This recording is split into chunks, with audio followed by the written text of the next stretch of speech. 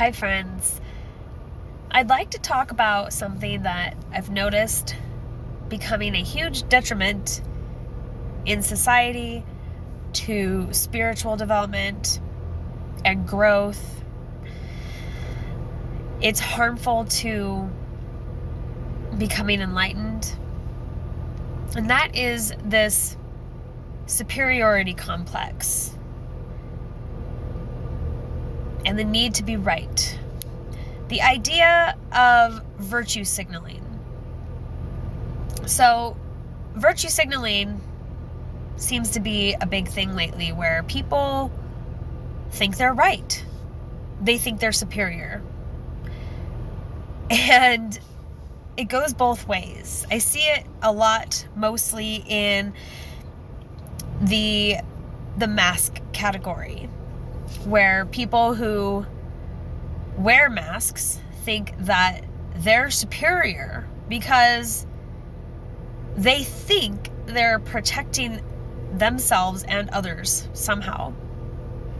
But then people who don't wear masks and people who take care of their bodies and eat clean also have this idea that they are superior because, well, they take care of themselves naturally and they're better because of it. Nobody's really right. You have to understand something. Everybody thinks they're right with the information that they have. You used to think you were right before you started waking up. Waking up. We've all thought we're right. And you can only think you're right within the spectrum and with the information that you have and the knowledge that you obtain. So as you grow and expand your base of knowledge, what you thought was right shifts and changes. So this whole idea of right and wrong is doing nothing but creating inflated egos. It's separating and dividing people. It's causing an inability and a lack of communicating and just discussion. Whatever happened to agree to disagree? We don't have to get along and agree on the same topic, but it doesn't mean that you have to be triggered and lose your mind if I say or think or believe something that contradicts your belief system, whether that is based in facts or not. But the idea of this superior, I'm right kind of attitude has really, it feels like it's been blown out of proportion lately. Whatever happened to just having an open mind? You might learn something new. I love to expand my knowledge, and learning is one of the greatest things that there is. But people I think are scared to be wrong. And that probably comes back to some kind of trauma, some sort of shame trauma. I think if you experience a lot of shame, you might be more prone to being triggered and be more inclined to having to be right all the time. That's just my hypothesis at this point. But really, I mean, it also could just simply be a neuro and biochemical imbalance, low amino acids. A symptom of low serotonin is the inability to reason, to discuss.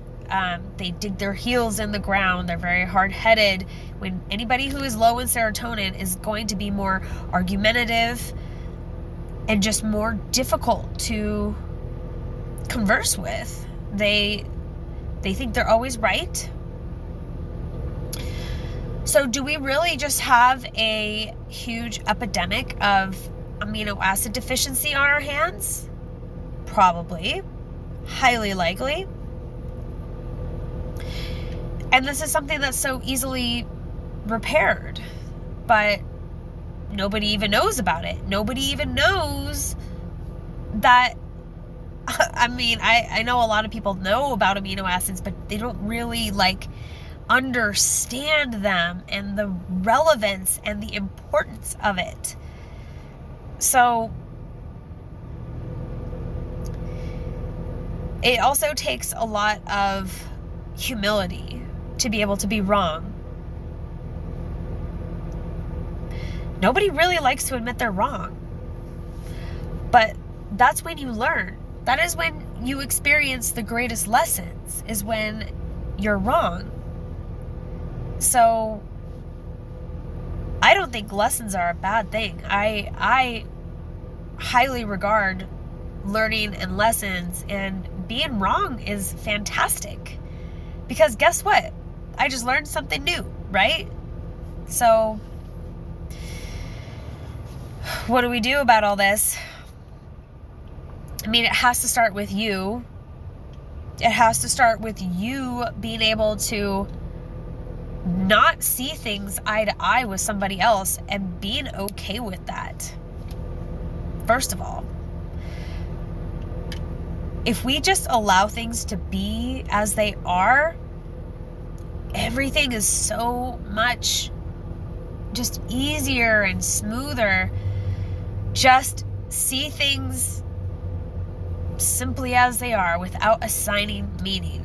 The whole idea of assigning a meaning to everything is really also, it's harmful in the sense that you're not going to evolve and grow. You're not going to be able to get to a deeper level of awareness and understanding. So it starts with you. It starts with you being willing to learn, willing to be wrong, willing to try something new, and willing to just approach life and circumstances and other humans as it is what it is, and everybody's doing the best that they can with the information that they have. If you're not okay with stuff like this, then again, it's going to come back to you, and you need to evaluate why.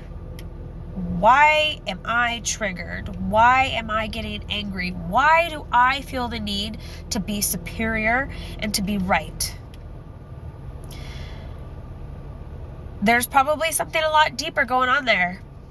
And then avoidance that's where avoidance comes in. You're trying to avoid your real root cause of your issues from within, and you project it outwards into the world, and you think everybody else is wrong, I'm right, I'm superior. No, you're probably deficient in amino acids, and you have traumas that you haven't healed and addressed, and those traumas are going to make you physically ill one of these days if you don't address it. Amino acid and nutrient deficiency will also lead to further problems and illness.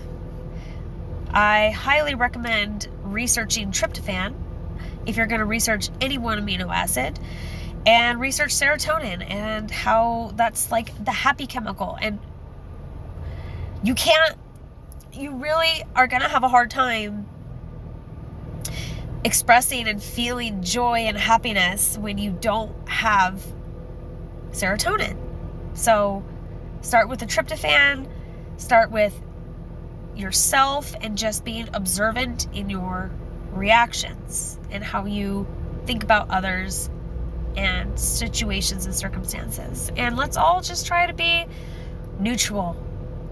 Let's be neutral in our observations, in our opinions, and go from there. Because neutrality is really, I think, the place to strive for. No meanings, no judgments. Just is what it is. So